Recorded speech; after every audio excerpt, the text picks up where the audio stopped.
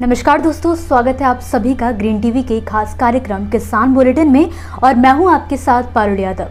चलिए नजर डालते हैं किसान बुलेटिन में आज की बड़ी सुर्खियों पर। अब महाराष्ट्र के सूखाग्रस्त जिलों में होगी कृत्रिम बारिश, सूखे से निपटने के लिए विचार कर रही है सरकार।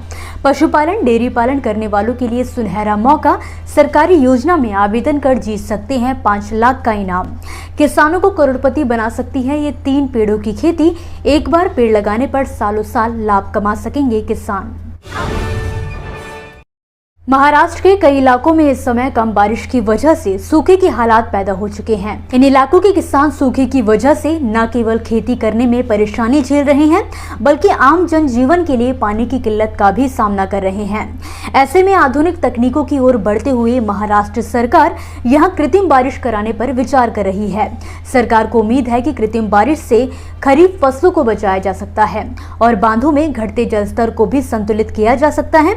बिजनेस लाइन की रिपोर्ट के अनुसार महाराष्ट्र के जल आपूर्ति मंत्री गुलाबराव पाटिल ने पत्रकारों से बात करते हुए कहा कि हम कृत्रिम बारिश के लिए अनुकूल वातावरण की जांच करने के लिए वैज्ञानिकों से परामर्श करेंगे। हमने इस मामले पर सरकार से चर्चा की है। आपको बता दें कि भारत सरकार ने पहले ही ये साफ कर दिया था कि वर्षा की कमी, सूखे क्षेत्रों में वर्षा वाले बादल लाने के लिए क्लाउड सीडिंग से युक्त कृत्रिम वर्षा बनाने की तकनीक का उपयोग नहीं किया जा सकता है, बल्कि इस तकनीक का इस्तेमाल केवल उन जगहों पर किया जा सकता है जहां पर सूखा है और वहां से भारी बारिश वाले बादल गुजर रहे हों, क्योंकि क्लाउड सीडिंग के लिए बादलों का होना जरूरी है। गौरतलब है कि महाराष्ट्र सरकार कृत्रिम बारिश का प्रयोग करने की इच्छुक है, क्योंकि महाराष्ट्र के कई जिले 9 से 21% तक मानसून की कमी का सामना कर रहे हैं। देश में पशुपालन को बढ़ावा देने और किसानों का ध्यान इस ओर आकर्षित कर उनकी आमदनी बढ़ाने के लिए सरकार द्वारा कई प्रयास किए जा रहे हैं। इसी कड़ी में हर साल कई ऐसी प्रतियोगिताएं और सम्मान समारोह का आयोजन किया जाता है, जहां किसानों एवं पशुपालकों को पुरस्कृत कर उनके काम और कृषि में योगदान को सराहा जाता है। ऐसे में केंद्र सरकार द्वारा देश भर में गोपाल रत्न पुरस्कार योजना चलाई जा रही है। इस योजना के तहत जीतने वाले व्यक्तियों को अलग अलग श्रेणियों में 5 लाख रुपए तक का पुरस्कार दिया जाता है। योजना के तहत दुग्ध उत्पादक किसानों, डेयरी सहकारी समितियों, किसान उत्पादक संगठनों और कृत्रिम गर्भाधान टेक्नीशियंस को शामिल किया गया है। योजना के तहत पहला स्थान प्राप्त करने वाले पशुपालक को 5 लाख रुपए, दूसरे स्थान पर आने वाले को 3 लाख रुपए और जबकि तीसरा स्थान हासिल करने वाले किसान को 2 लाख रुपए बतौर पुरस्कार दिए जाएंगे। गोपाल रत्न पुरस्कार योजना के तहत वह पशुपालक पात्र होंगे जो मान्यता प्राप्त स्वदेशी 53 नस्लों की गायों, 20 नस्लों के भैंसों में से किसी का भी पालन करते हैं। आपको बता दें, योजना के तहत विजेता किसानों को पुरस्कार राष्ट्रीय दुग्ध विकास के अवसर पर 26 नवंबर 2023 के दिन दिया जाएगा। इच्छुक व्यक्ति पशुपालन और डेयरी विभाग, मत्स्य पालन, पशुपालन और डेयरी मंत्रालय राष्ट्रीय पुरस्कार पोर्टल यानी कि awards.gov.in के माध्यम से राष्ट्रीय गोपाल रत्न पुरस्कार के लिए ऑनलाइन आवेदन कर सकते हैं। नामांकन या फिर आवेदन जमा करने की आखिरी तारीख 15 सितंबर 2023 तय की गई है। ये बात तो साफ है कि बीते कुछ सालों में खेत के प्रति अलग नजरिए के साथ देश के तमाम किसानों ने विभिन्न प्रकार की फसलों की ओर रुख करना शुरू कर दिया है, जिससे न केवल उन्हें मुनाफा मिल रहा है बल्कि लागत में कमी दर्ज की गई है। इसी कड़ी में किसानों के बीच पेड़ों की खेती भी काफी लोकप्रिय हो गई है। इनमें खासतौर पर सफेदा, सागवान, गम्हार, महोगनी जैसे पेड़ों की खेती शामिल है। ये पेड़ कम लागत और कम देखभाल में बढ़िया मुनाफा दे जाते हैं। हालांकि इन पेड़ों की खेती के लिए किसानों के पास धैर्य होना बेहद जरूरी है। आपको बता दें कि सफेदा की लकड़ियों का उपयोग फर्नीचर, ईंधन और कागज की लुगदी बनाने के लिए किया जाता है। विशेषज्ञों के अनुसार 1 हेक्टेयर क्षेत्र में यूकेलिप्टस के 3000 पौधे लगाए जा सकते हैं।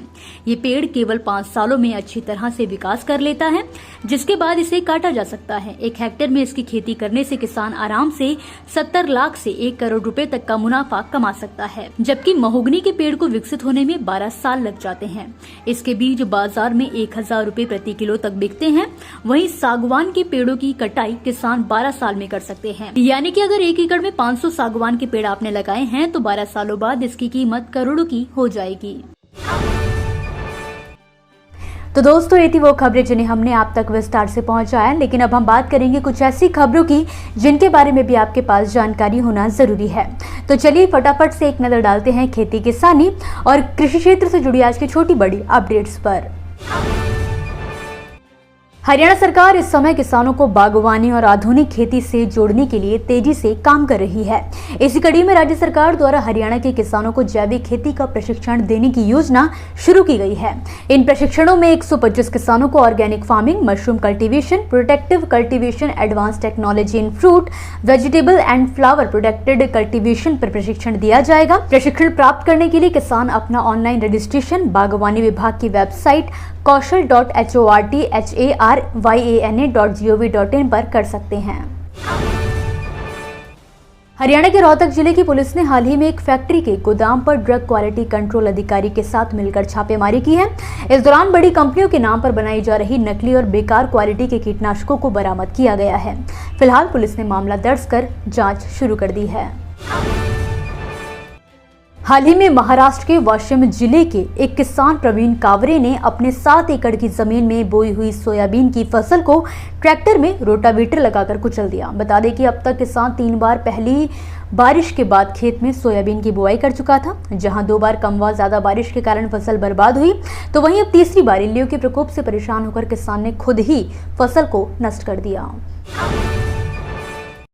भारत मौसम विज्ञान विभाग के मुताबिक इस साल अगस्त में पिछले 8 सालों में औसत से काफी कम बारिश हुई है, लेकिन एल नीनो फैक्टर की वजह से अगले महीने भी औसत से कम ही बारिश होने की संभावना है।